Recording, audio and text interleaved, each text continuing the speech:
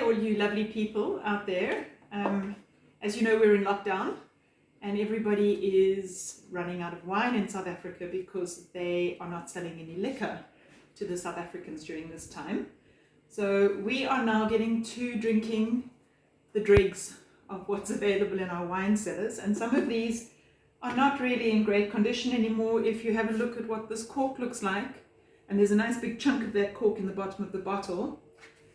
So we can't really drink this anymore. It's oxidized, it's definitely gone over the hill.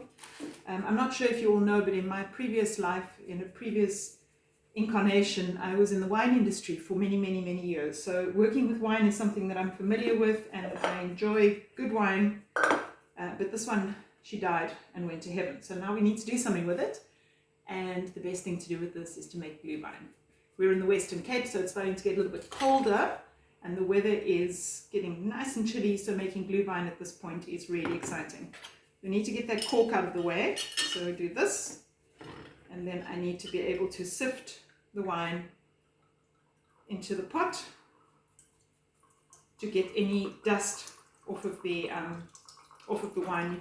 You'll be able to see, I'll show you in a minute, that some of the cork was floating in the top there. We don't want that in the glühwein. So you just toss a bottle of red wine into a pot, and then we'll add a whole bunch of things. I'll get some more in there just now. If you camera can come over here, have a look and see. You don't want dusty bits in there. All right, and then the recipe is really straightforward. Some cinnamon and some cloves. These are beautiful cloves. There we go, cloves into the pot. Star aniseed, which is an absolute favorite for glühwein.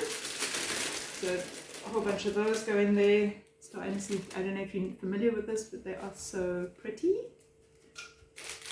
And then a whole bunch of brown sugar. You can add as much as you want to, but I use this, what I call creepy crawly brown sugar, and it gives it a lovely sort of nutty taste. And then we add 2 oranges, which I will juice and put into the pot, and then all you do is heat it up.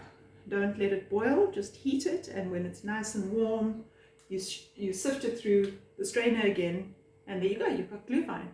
So that's us from Cape Town in South Africa, from Giltedge, sending you lots of love, and hope that you're all doing well, and enjoy some glühwein on us.